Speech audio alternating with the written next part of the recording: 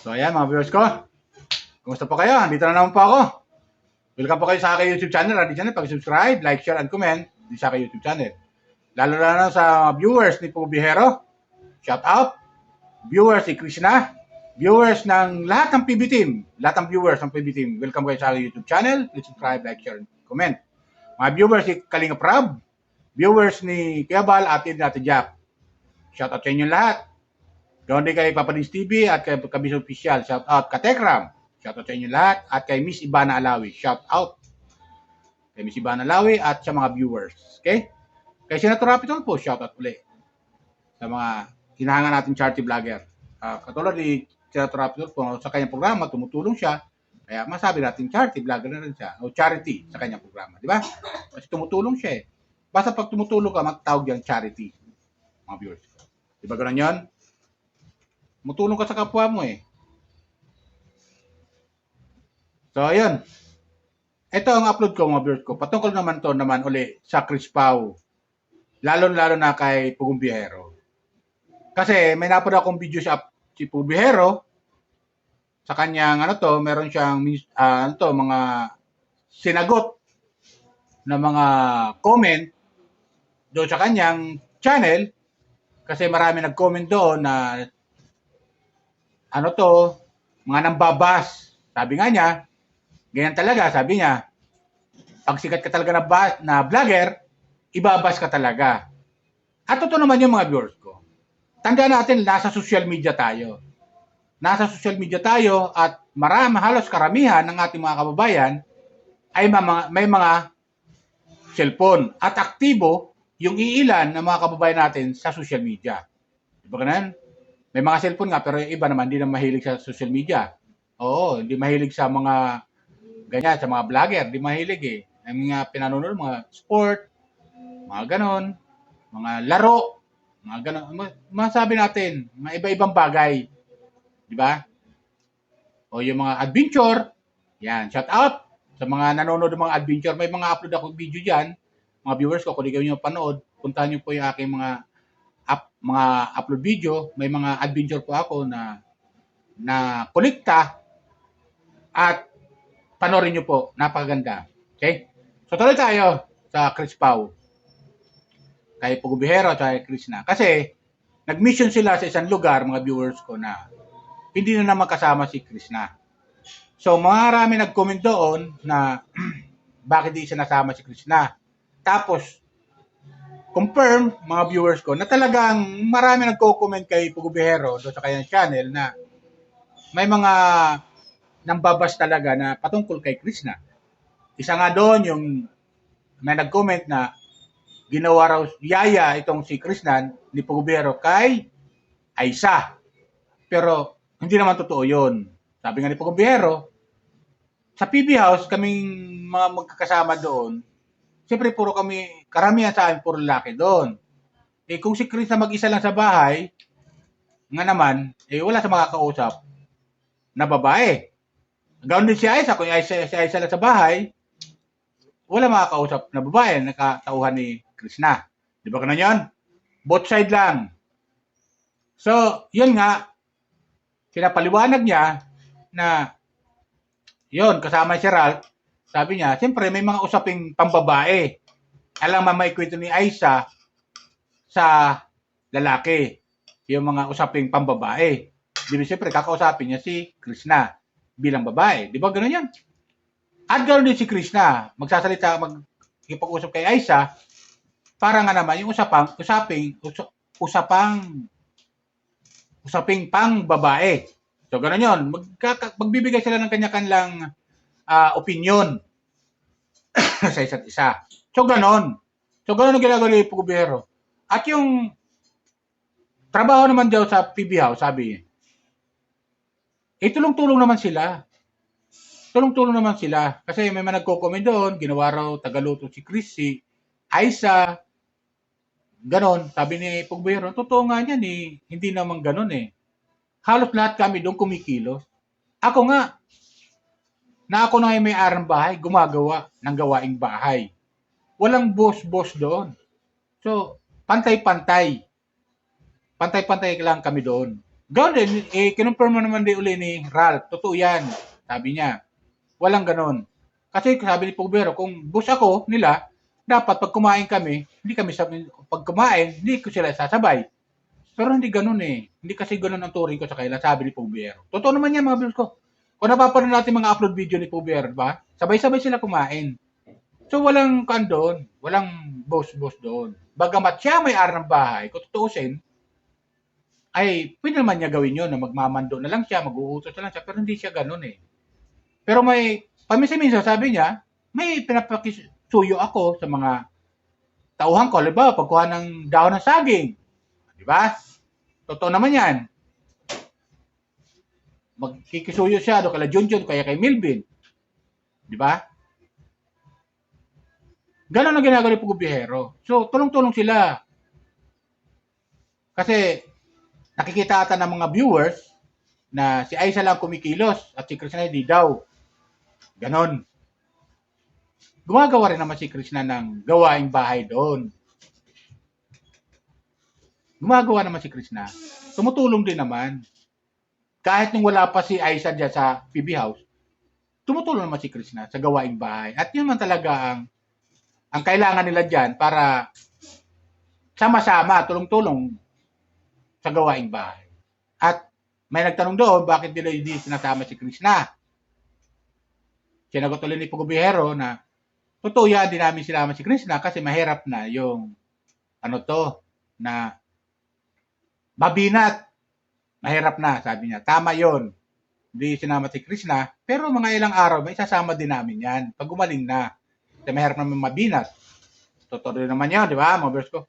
Kasi mismo kay Pugubihero, sa kanyang channel, marami ang nagko-comment sa mga against sa kanya at against kay Krishna.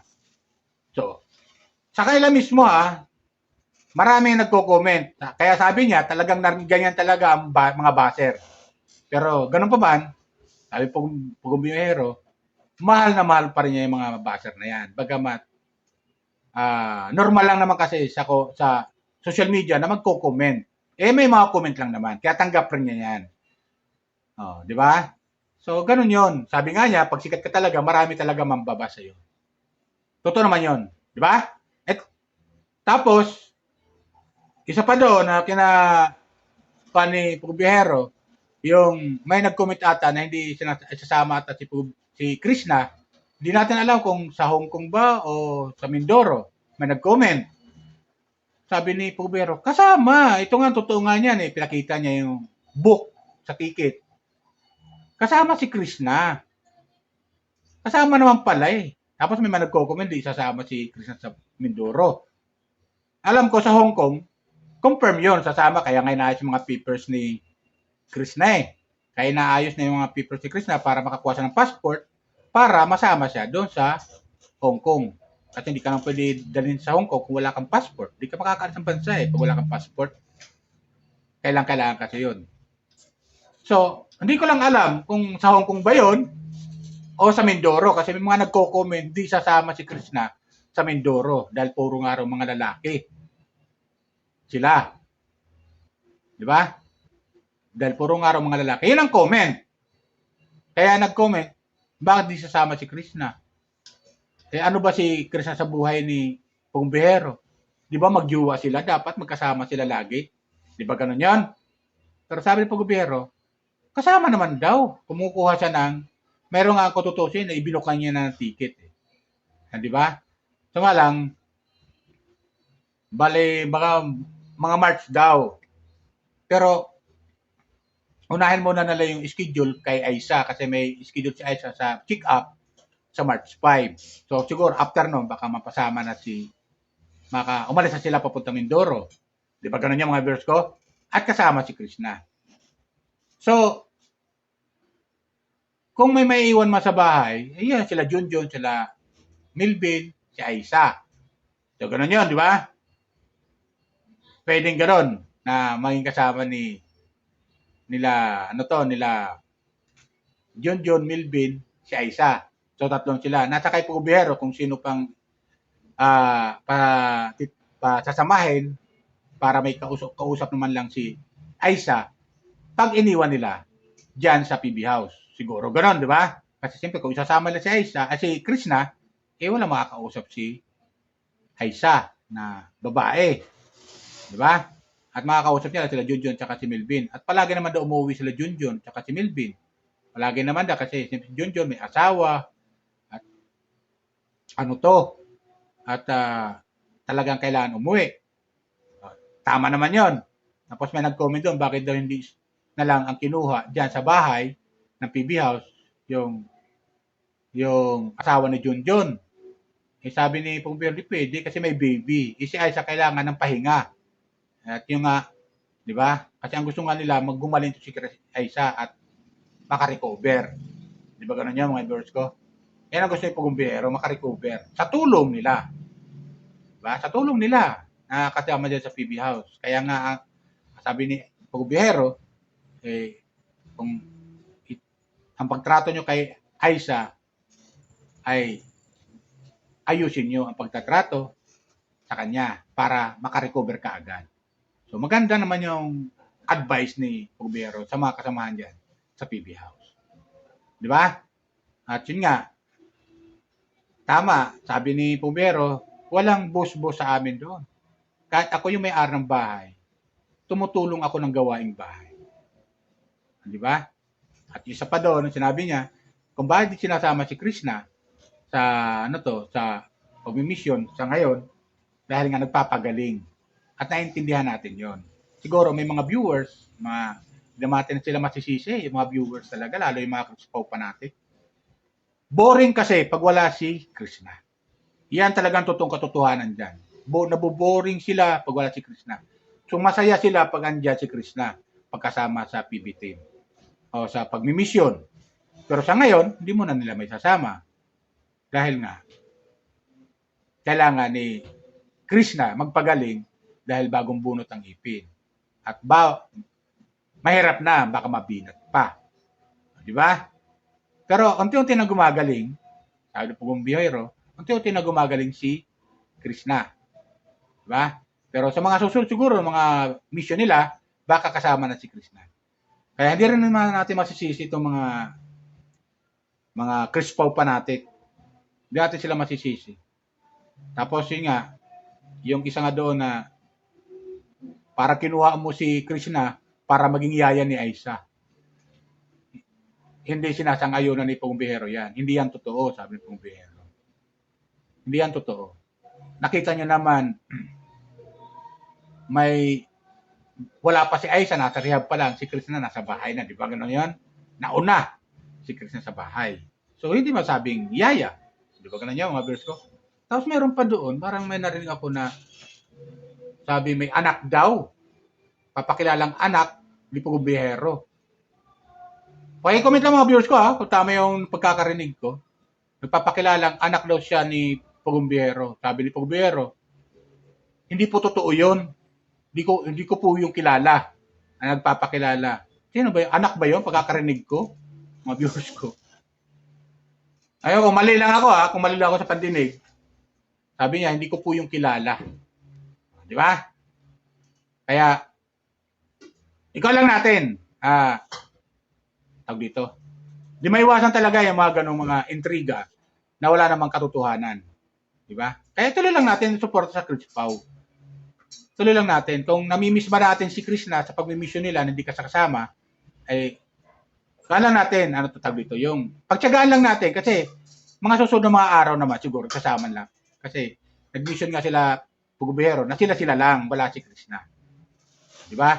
Kaya intindihan lang natin mga viewers ko, mga kapwa ko, Krispaw fanatic, suporta lang tayo. Suporta lang natin. Suportahan lang natin si Pugumbiyero. At tanggap niya lahat ang comment ninyo na mga advice niyo siguro. Siguro, masabi natin, comment, normal yan At kasi may mga comment na advice lang naman. Diba? May comment naman talagang naninira na. May mga ganong comment. Pero, hindi masyado pinapansin ni Pugumbiyero yung mga ganyan. Hindi pinapansin. 3 piraso na lang. Okay? Yan lang po. Mga viewers ko, sana gusto niyo aking comment reaction sa video. Dito patungkol sa Krispaw, lalo kay Pugumbiyero. Okay? Paalala ko lang ulit. Lalo-lalo na yung mga viewers si Pugumbiyero. Lalo ang Krispaw fanatic dyan na hindi pa nakakapag-subscribe at nanonood sa akin, subscribe lang po kayo, like, share, and comment. Okay? Subscribe lang po kayo. Mag-comment lang kayo at lahat ng comment niyo binabasa ko po at nagre-reply po ako. Okay? Yun lang po. Bye. Ingat po lagi. Pagpalain po tayo ng Bombay Kapal.